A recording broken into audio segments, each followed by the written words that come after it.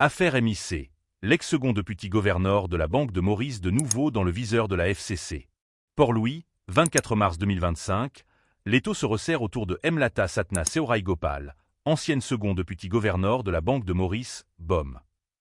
Ce lundi, elle s'est à nouveau présentée devant les enquêteurs de la Financial Crime Commission, FCC, pour répondre aux questions persistantes sur une série d'acquisitions controversées réalisées par la Mauritius Investment Corporation, MIC. Des décisions sous le feu des projecteurs. À l'époque des faits, Hemlata Satna Seorai Gopal siégeait au board de la MIC, une entité créée en pleine pandémie pour soutenir les entreprises stratégiques confrontées à des difficultés financières. Or, certaines acquisitions d'actions effectuées par la MIC sont aujourd'hui au cœur d'une enquête pour des soupçons de mauvaise gestion, voire de pratiques douteuses. Selon des sources proches du dossier, l'interrogatoire de ce 24 mars s'inscrit dans la continuité des investigations visant à éclaircir les conditions dans lesquelles ces transactions ont été approuvées.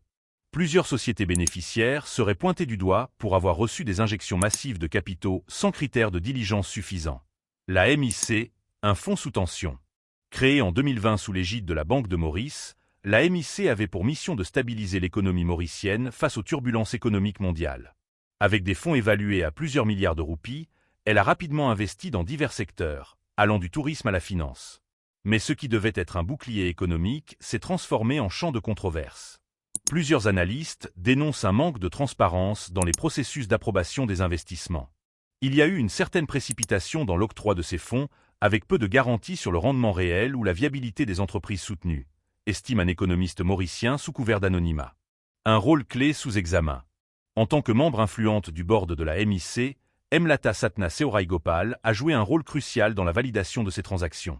Les enquêteurs cherchent désormais à déterminer si ces décisions ont été prises en toute indépendance ou sous d'éventuelles pressions politiques. Les interrogations se multiplient. Quels critères ont réellement motivé l'approbation de ces investissements? Y a-t-il eu des conflits d'intérêts non déclarés? Les procédures de contrôle interne ont-elles été contournées? Un précédent dans le paysage financier mauricien. Ce n'est pas la première fois que la gestion de la MIC soulève des controverses. Depuis 2022, plusieurs voix dans l'opposition réclament un audit indépendant. Pour l'instant, les autorités n'ont pas communiqué sur les conclusions des précédents interrogatoires, mais la récurrence des convocations indique que l'affaire est loin d'être close. Impact sur la crédibilité des institutions financières. Alors que l'île Maurice cherche à préserver son image de place financière stable, ce type de scandale risque de ternir sa réputation. Les observateurs internationaux, déjà échaudés par les affaires de blanchiment d'argent dans la région, suivent de près l'évolution de cette enquête. Pour Hemlata Satna Seorai Gopal, l'enjeu dépasse désormais sa seule responsabilité individuelle. C'est tout le modèle de gouvernance financière de Maurice qui est sur la sellette. Une affaire à suivre de près. Affaire MIC. L'ex-second deputy gouverneur de la Banque de Maurice de nouveau dans le viseur de la FCC. Port-Louis, 24 mars 2025, l'étau se resserre autour de Hemlata Satna Seorai Gopal, ancienne second deputy gouverneur de la Banque de Maurice, BOM. Ce lundi, elle s'est à nouveau présentée devant les enquêteurs de la Financial Crime Commission, FCC, pour répondre aux questions persistantes sur une série d'acquisitions controversées réalisées par la Mauritius Investment Corporation, MIC. Des décisions sous le feu des projecteurs. À l'époque des faits, Hemlata Satna Seorai Gopal siégeait au board de la MIC, une entité créée en pleine pandémie pour soutenir les entreprises stratégiques confrontées à des difficultés financières. Or, certaines acquisitions d'actions effectuées par la MIC sont aujourd'hui au cœur d'une enquête pour des soupçons de mauvaise gestion, voire de pratiques douteuses. Selon des sources proches du dossier, l'interrogatoire de ce 24 mars s'inscrit dans la continuité des investigations visant à éclaircir les conditions dans lesquelles ces transactions ont été approuvées. Plusieurs sociétés bénéficiaires seraient pointées du doigt pour avoir reçu des injections massives de capitaux sans critères de diligence suffisants. La MIC, un fonds sous tension. Créé en 2020 sous l'égide de la Banque de Maurice, la MIC avait pour mission de stabiliser l'économie mauricienne face aux turbulences économiques mondiales. Avec des fonds évalués à plusieurs milliards de roupies, elle a rapidement investi dans divers secteurs, allant du tourisme à la finance. Mais ce qui devait être un bouclier économique s'est transformé en champ de controverse. Plusieurs analystes dénoncent un manque de transparence dans les processus d'approbation des investissements. Il y a eu une certaine précipitation dans l'octroi de ces fonds, avec peu de garanties sur le rendement réel ou la viabilité des entreprises soutenues, estime un économiste mauricien sous couvert d'anonymat. Un rôle clé sous examen. En tant que membre influente du board de la MIC, Hemlata Satna Seorai Gopal a joué un rôle crucial dans la validation de ces transactions. Les enquêteurs cherchent désormais à déterminer si ces décisions ont été prises en toute indépendance ou sous d'éventuelles pressions politiques. Les interrogations se multiplient. Quels critères ont réellement motivé l'approbation de ces investissements? Y a-t-il eu des conflits d'intérêts non déclarés? Les procédures de contrôle interne ont-elles été contournées? Un précédent dans le paysage financier mauricien. Ce n'est pas la première fois que la gestion de la MIC soulève des controverses. Depuis 2022, plusieurs voix dans l'opposition réclament un audit indépendant. Pour l'instant, les autorités n'ont pas communiqué sur les conclusions des précédents interrogatoires, mais la récurrence des convocations indique que l'affaire est loin d'être close. Impact sur la crédibilité des institutions financières. Alors que l'île Maurice cherche à préserver son image de place financière stable, ce type de scandale risque de ternir sa réputation.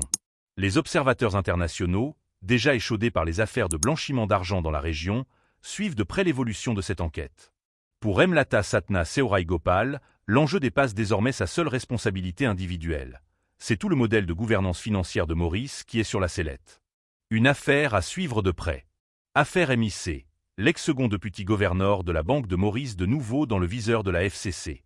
Port-Louis, 24 mars 2025, l'étau se resserre autour de Hemlata Satna Seoraigopal, ancienne second deputy gouverneur de la Banque de Maurice, BOM. Ce lundi, elle s'est à nouveau présentée devant les enquêteurs de la Financial Crime Commission, FCC, pour répondre aux questions persistantes sur une série d'acquisitions controversées réalisées par la Mauritius Investment Corporation, MIC. Des décisions sous le feu des projecteurs. À l'époque des faits, Hemlata Satna Seoraigopal siégeait au board de la MIC, une entité créée en pleine pandémie pour soutenir les entreprises stratégiques confrontées à des difficultés financières. Or, certaines acquisitions d'actions effectuées par la MIC sont aujourd'hui au cœur d'une enquête pour des soupçons de mauvaise gestion, voire de pratiques douteuses. Selon des sources proches du dossier, l'interrogatoire de ce 24 mars s'inscrit dans la continuité des investigations visant à éclaircir les conditions dans lesquelles ces transactions ont été approuvées. Plusieurs sociétés bénéficiaires seraient pointées du doigt pour avoir reçu des injections massives de capitaux sans critères de diligence suffisants. La MIC, un fonds sous tension. Créé en 2020 sous l'égide de la Banque de Maurice, la MIC avait pour mission de stabiliser l'économie mauricienne face aux turbulences économiques mondiales. Avec des fonds évalués à plusieurs milliards de roupies, elle a rapidement investi dans divers secteurs, allant du tourisme à la finance. Mais ce qui devait être un bouclier économique s'est transformé en champ de controverse. Plusieurs analystes dénoncent un manque de transparence dans les processus d'approbation des investissements. Il y a eu une certaine précipitation dans l'octroi de ces fonds, avec peu de garanties sur le rendement réel ou la viabilité des entreprises soutenues, estime un économiste mauricien sous couvert d'anonymat. Un rôle clé sous examen. En tant que membre influente du board de la MIC, Hemlata Satna Seoraigopal a joué un rôle crucial dans la validation de ces transactions. Les enquêteurs cherchent désormais à déterminer si ces décisions ont été prises en toute indépendance ou sous d'éventuelles pressions politiques. Les interrogations se multiplient. Quels critères ont réellement motivé l'approbation de ces investissements? Y a-t-il eu des conflits d'intérêts non déclarés? Les procédures de contrôle interne ont-elles été contournées? Un précédent dans le paysage financier mauricien. Ce n'est pas la première fois que la gestion de la MIC soulève des controverses. Depuis 2022,